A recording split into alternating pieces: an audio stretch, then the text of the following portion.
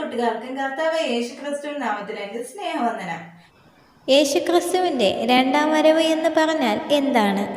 ഇന്നത്തെ വീഡിയോയിൽ നമുക്ക് അതിനെക്കുറിച്ച് നോക്കാം. ക്രിസ്തുവിൻ്റെ രണ്ടാം വരവ് ഒരു വിശ്വാസിയുടെ ഏറ്റവും വലിയ പ്രത്യാശയാണ്. അത് ദൈവത്തിൻ്റെ വിശ്വസ്തത മേലുള്ള വിശ്വാസിയുടെ ഉറപ്പാണ്.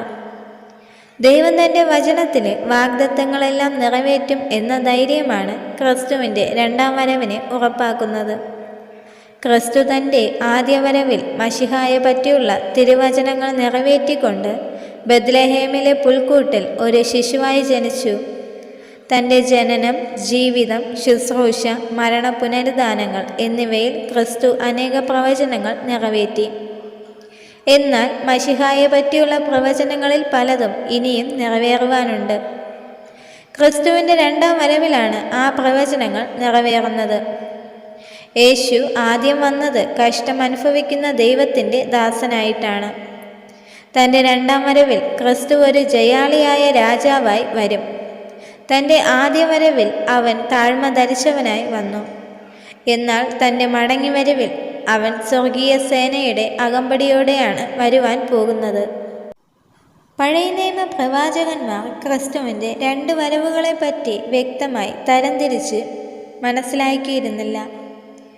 യെശയ്യാവിൻ്റെ പുസ്തകം 7-ാം അധ്യായം 14-ാം വചനം, സെഖര്യാവ് 14-ാം അധ്യായം 4-ാം വചനം എന്നീ വേദഭാഗങ്ങളിൽ നിന്ന് ഈ കാര്യം വ്യക്തമാണ്.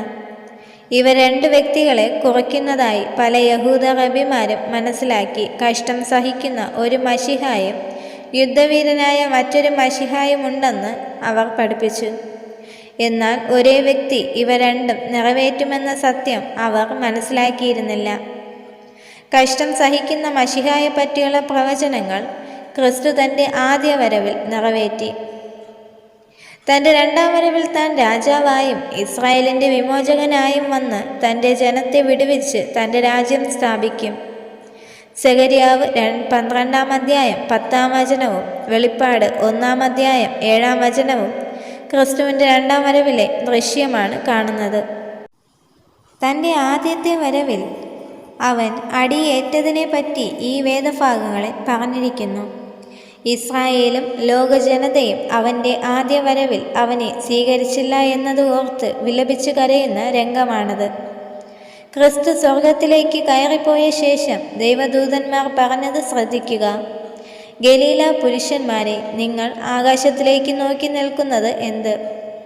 നിങ്ങളെ വിട്ട് സ്വർഗാരോഹണം ചെയ്ത ഈ യേശുവിനെ സ്വർഗത്തിലേക്ക് പോകുന്നവനായി നിങ്ങൾ കണ്ടതുപോലെ തന്നെ അവൻ വീണ്ടും വരും. അപ്പോസ്തല പ്രവർത്തികൾ 1-ാം അധ്യായം 11-ാം വചനം. സെഖര്യാവിൻ്റെ പുസ്തകം 14-ാം അധ്യായം 4-ാം വചനമനുസരിച്ച് അവൻ ഒലിവുമലയിലേക്കാണ് മടങ്ങി വരുവാൻ പോകുന്നത് എന്ന് മനസ്സിലാക്കാം. മത്തായി എഴുതിയ സുവിശേഷം 24-ാം അധ്യായം 30-ൽ ഇങ്ങനെ വായിക്കുന്നു: അപ്പോൾ മനുഷ്യപുത്രൻ്റെ അടയാളം ആകാശത്ത് വിളങ്ങും. അന്ന് ഭൂമിയിലെ സകല ഗോത്രങ്ങളും വിലപിച്ചുകൊണ്ട് മനുഷ്യപുത്രൻ ആകാശത്തിലെ മേഘങ്ങളിന്മേൽ മഹാശക്തിയോടും മഹാതേജസ്സോടും കൂടെ വരുന്നത് കാണാം. തീത്തോസ് 2-ാം അധ്യായം 13-ൽ ഇതിനെ തേജസ്സിൻ്റെ പ്രത്യക്ഷത എന്ന് പറഞ്ഞിരിക്കുന്നു. വെളിപ്പാടിൻ്റെ പുസ്തകം 19-ാം അധ്യായം 11 മുതൽ 16 വരെ ഈ രംഗം വളരെ വിശദമായി വിവരിച്ചിരിക്കുന്നു. അനന്തരം സ്വർഗം തുറന്നിരിക്കുന്നത് ഞാൻ കണ്ടു. ഒരു വെള്ളക്കുതിര പ്രത്യക്ഷമായി. അതിന്മേലിരിക്കുന്നവന് വിശ്വസ്തനും സത്യവാനും എന്ന് പേർ. അവൻ നീതിയോടെ വിധിക്കുകയും പോരാടുകയും ചെയ്യുന്നു. അവൻ്റെ കണ്ണ് അഗ്നിജ്വാല, തലയിൽ അനേകം രാജമുടികൾ, എഴുതിയിട്ടുള്ള നാമവും അവനുണ്ട്.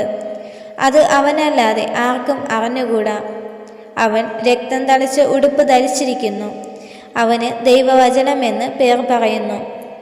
സ്വർഗത്തിലെ സൈന്യം നിർമ്മലവും ശുഭ്രവുമായ വസ്ത്രം ധരിച്ച് വെള്ളക്കുതിര പുറത്ത് കയറി അവനെ അനുഗമിച്ചു. ജാതികളെ വെട്ടുവാൻ അവൻ്റെ വായിൽ നിന്ന് മൂർച്ചയുള്ള വാൾ പുറപ്പെടുന്നു. അവൻ ഇരുമ്പ് കോൽ കൊണ്ട് അവരെ മേയ്ക്കും. സർവശക്തിയുള്ള ദൈവത്തിൻ്റെ കോപവും ക്രോധവുമായ മദ്യത്തിൻ്റെ ശക്ക് അവൻ മെതിക്കുന്നു. രാജാതിരാജാവും കർത്താതി കർത്താവും എന്ന നാമം അവൻ്റെ ഉടുപ്പിന്മേലും തുടമേലും എഴുതിയിരിക്കുന്നു. പ്രിയ ദൈവമക്കളെ, ആ കർത്താവിൻ്റെ വരവിനായി നമുക്കും ഒരുങ്ങാം. അതിനായി ദൈവം നമ്മെ ഏവരെയും സഹായിക്കുമാറാകട്ടെ. ആമേൻ.